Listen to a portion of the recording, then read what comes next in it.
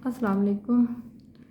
सलाम to all जो video देख रहे हैं, जो नहीं देख रहे हैं, उन सबको सलाम है।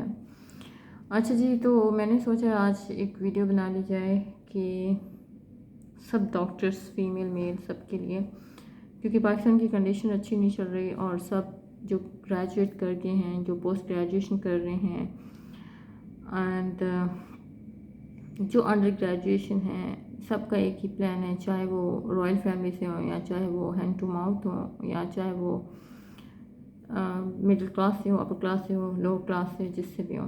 उनका ये है कि हम अपनी फैमिली के लिए कुछ करें और बाहर जाएं और कुछ कमाएं, क्योंकि जो कंडीशन चल रही है उसमें तो एक रॉयल बंदा भी बैठ के खाएगा तो उसका वो जितनी सेविंग होगी ड्रेन हो जाएगी। तो मैंने सोचा कि चलो being a doctor in gulf country, पहले आपको ये गल्फ़ कंट्री के नॉलेज का दे देते हैं, फिर यूरोप कंट्री का भी नॉलेज है वो भी दे देते हैं। और मेरी तरह के बहुत सारे लोग होंगे जैसे बैठे होंगे जिनको कुछ पता ही नहीं होगा और कोई गाइड करने वाला नहीं होगा। तो सबसे पहले ये है कि हम गल्फ़ कंट्री के बारे में आ जाते हैं कि गल्फ़ कंट्री को किस तरह एक्सेस किया जाए और उसके कौन से एग्ज़ाम्स हैं।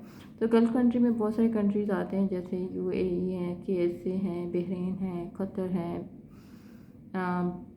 ओमान है, ये सब कंट्री हैं। इनमें अब कौन सा करियर वाइज सही है और कौन सा करियर वाइज सही नहीं है, या कौन सा हमारे ग्रूमिंग के लिए या ग्रोथ के लिए अच्छा है और कौन सा कंट्री जो सिर्फ अर्निंग के लिए अच्छा है।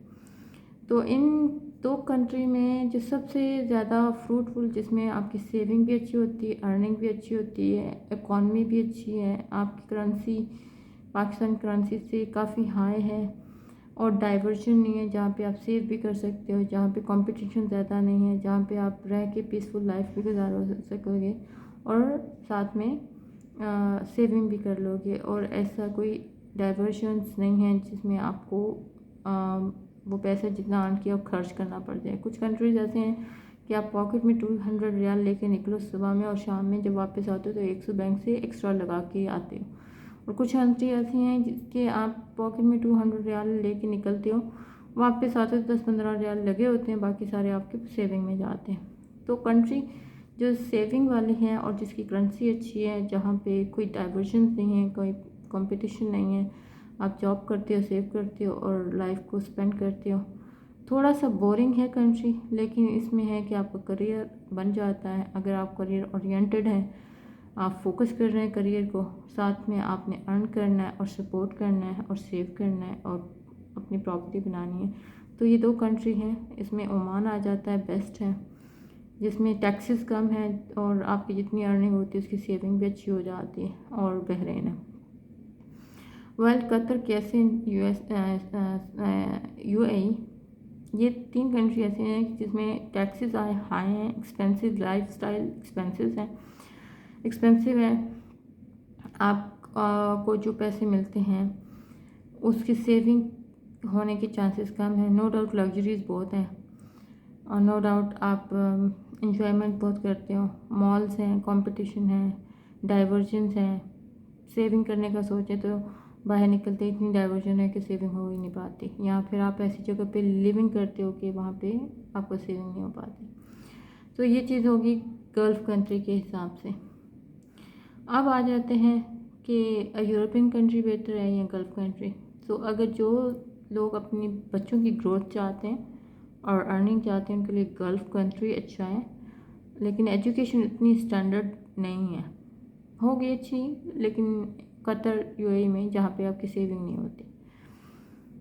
लेकिन अगर आप अपनी पर्सनल ग्रोथ या ग्रूमिंग एज ए डॉक्टर चाहते हो तो गल्फ़ कंट्री में आपकी ज़ीरो ग्रूमिंग है, ज़ीरो पर्सनल ग्रोथ है। इवन मैं तो ये कहूँगी जो सीखा होता है वो भी आप स्लोली लॉस कर जाते हैं, बस वो एक पर्टिकुलर प्रैक्टिस पे जी रहे होते हैं। तो ये हो गया। दूसरी बात ये कि अब गल्फ़ कंट्री में आया कैसे जाए। बहुत सिंपल है, बहुत सादा है। सब कंट्रीज़ का एक प्रोमेट्रिक होता है, वो बेसिकली आपने हर कंट्री का देना होता है। पहला स्टेप ही आपका प्रोमेट्रिक है। प्रोमेट्रिक क्या होता है कि आप किसी भी कंट्री की वेबसाइट पे जाएं, या फिर एक वेबसाइट है जो मैं यहाँ लिंक में दे दूँगी, उसके ऊपर चले जाएं और किसी भी कंट्री को सिलेक्ट करके उसका प्रोमेट्रिक एग्ज़ाम चूज़ कर लें। अब ओमान के लिए प्रोमेट्रिक एग्ज़ाम सेलेक्ट करने के लिए कोई क्राइटेरिया ऐसा सच नहीं है। बहरीन के लिए भी कुछ नहीं है, कतर के भी कुछ नहीं है। यूएई के लिए ये है कि आपको कुछ गुड स्टैंडिंग सर्टिफिकेट और आपकी जो रजिस्ट्रेशन है वो चाहिए होती है, ठीक है। बाकी रह गया कि आपका प्रोमेट्रिक जब क्लियर हो जाए तो डेट ऑफ लो एक कोई ब्ला सी चीज़ होती है, आपकी वेरिफिकेशन वगैरह नहीं होती, वो करवा लें। अब कतर में आप आके जॉब ढूंढना शुरू कर दो, विजिट वीज़ा पे आओ। विजिट वीज़ा लेना भी एक टफ टास्क है, वो भी मैं किसी वीडियो में आपको बताती हूँ कैसे करना है। जब आपके डेटा फ्लो और प्रोमेट्रिक हो जाए तो मेरा नंबर दे देती हूँ, उस पर मुझे कांटेक्ट कर लें, फिर मैं आपको फर्दर समझा देती हूँ। ओके।